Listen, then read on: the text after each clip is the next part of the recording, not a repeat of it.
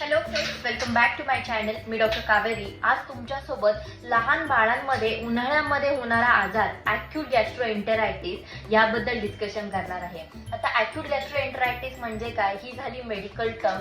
तर loose motions आणि vomitings होतात लहान बाळांमध्ये, याला ॲक्यूट गॅस्ट्रोएंटेरायटिस म्हणतात. तर हे कशामुळे होतं हा सगळ्यांना खूप जास्त प्रश्न पडतो. शक्यतो पाण्याच्या प्रादुर्भावातून होऊ शकतं किंवा उन्हाळ्यामुळे होऊ शकतं. तर याच्यावरती सिम्पटम्स कसे दिसतात. स्टार्टिंगला बाळाच्या पोटामध्ये दुखायला चालू होतं. 1 ते 2 दिवस बाळाच्या पोटामध्ये दुखत राहतं. त्यानंतर बाळाला वॉमिटिंग्स चालू होतात.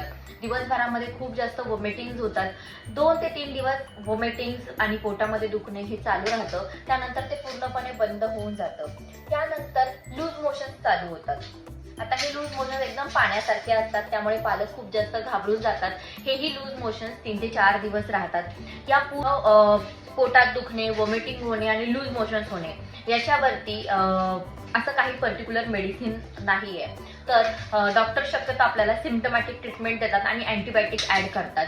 तर आपण जेवढं जास्त बाळाला लूज मोशन्स होणार तेवढं जास्त ORS द्यायचे. ORS ही खूप जास्त फायदेशीर आहे. इझिली मेडिकलमध्ये अवेलेबल होऊन जातं. लहान बाळांना खूप जास्त फायदेशीर ठरतं. त्यामुळे घरामध्ये उन्हाळ्यामध्ये ORS ठेवा आणि लहान बाळाला तुम्ही देऊ शकता. तर अशाच नवनवीन व्हिडिओजसाठी माझ्या चॅनलला लाईक, शेअर आणि सबस्क्राईब करायला विसरू नका. थँक्यू.